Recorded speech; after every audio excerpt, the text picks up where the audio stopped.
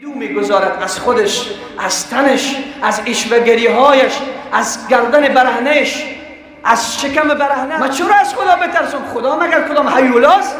خدا کدام چیزی وحشتناک است؟ الله در قرآن میگه فلا تخافوهم بخافونی، ای مسلمان از من بترس. میگن موسیقی غذای روح است. وقتی بنده مسلمان گناه میکند خدا غیرتش میآید. وقتی بنده مسلمان گناه میکند خدا غیرتش میآید، چون دوست ندارد بنده اش برود در آسیاب دشمن آب بریزاند.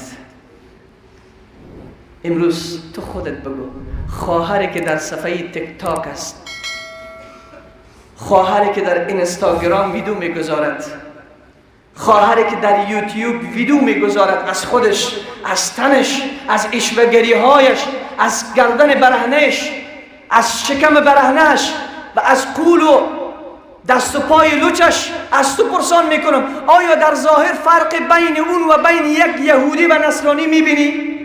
بلند جواب میبینی؟ آیا این امت محمد امین نیست صلی الله علیه و سلم؟ آیا این دختر یک مسلمان نیست؟ آیا این دختر یک بابی مسلمان نیست؟ آیا این خواهر یک مسلمان نیست؟ آیا همسر یک مسلمان نیست؟ وقتی که میبینید در صفحات میگن موسیقی غذای روح هست، موسیقی غذای روح هست. یک خواننده اون روز میگفت، کسی ویدیوش به من نشان داد، او در ویدیوی خود میگه یک کسی دم پیام مانده برای من میگه که تو از خدا بترس. او چی میگه؟ ما چرا از خدا بترسم؟ ما چرا از خدا بترسم؟ خدا مگر کدام هیولاست؟ خدا کدام چیزی وحشتناک است؟ الله در قرآن میگه فلا تخافوهم بخافونی، ای مسلمان از من بترس. فلا تخشوا الناس واخشونی، ای مسلمان از من بترس. ولم یخش الا الله. صفت مسلمان بیان میکند، صفت مسلمان همین است که ترسش غیر است از خدا، از کسی دیگر نیست.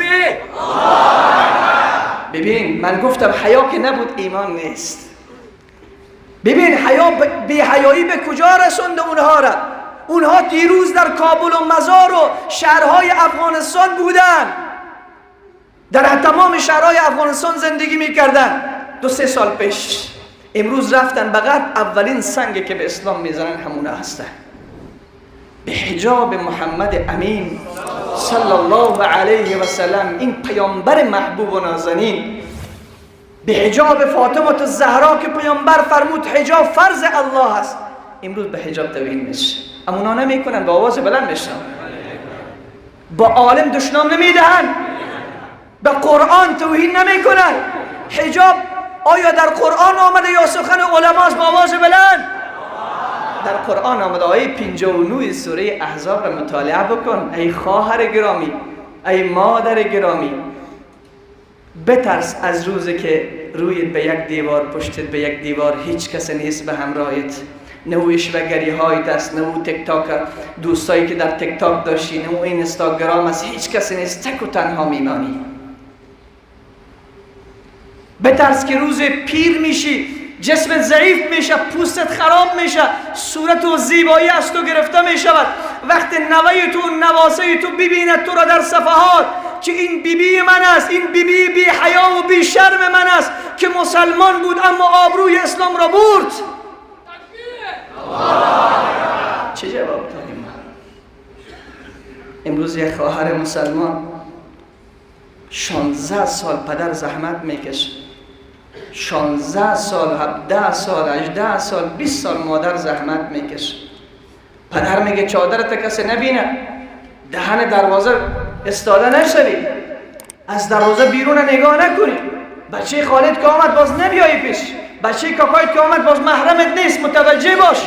در مسیر مکتب رفتی متوجه باش که کسی تو را نبینه، با کسی پیام نکنی، با کسی چت نکنی.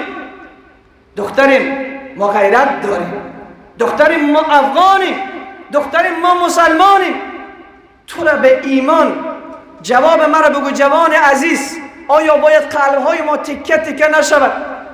آیا باید خون گریه نکنی که وقتی این خواهر مسلمان را به یک جوان بی حیا به ازدواج داده می شود. وقتی می برد این را داخل هتل، من از تو پرسان میکنم 30 تا گارسون در همون روز، این دختر تمام بدنش، نیم بدنش برهنه است، شانه هایش برهنه است.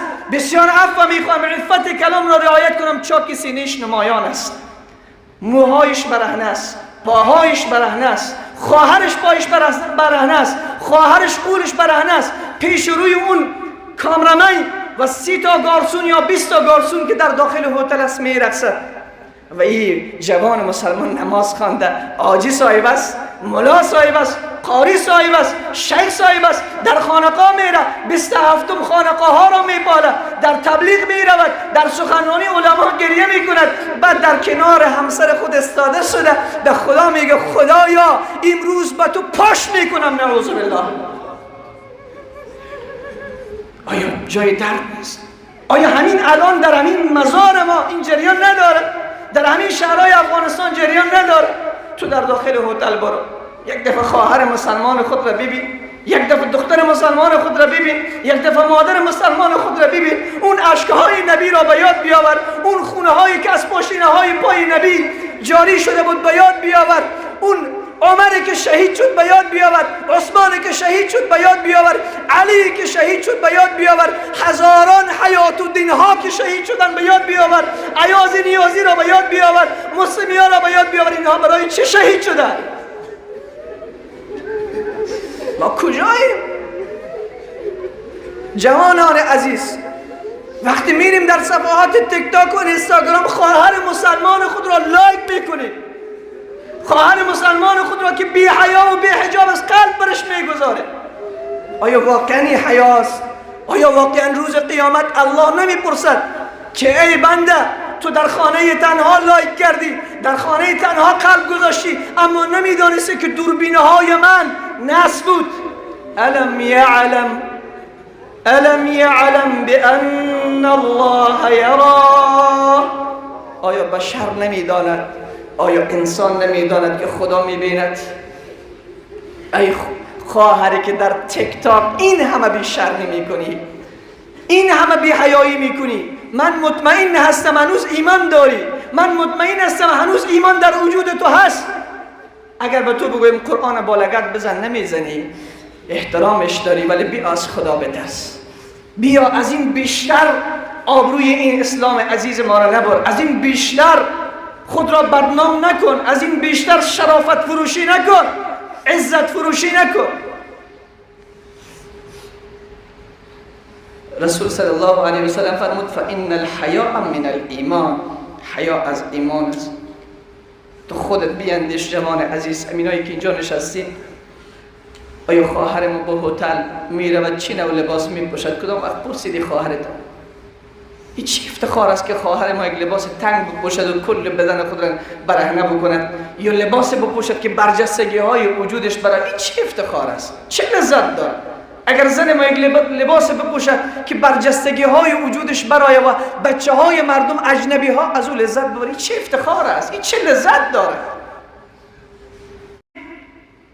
تو پیرو با غیرت ترین مرد کره زمین محمد صلی الله علیه و سلم. خدا غیرت داره. ان الله یغار، ان الله یغار، الله غیرت داره. و غیرت الله ان یأتی المؤمن ما حرم الله. حدیث امام مسلم است. خدا چی وقت به غیرت میه؟ خدا وقت غیرتش گل میکنه وقت بنده مسلمانش گناه میکند.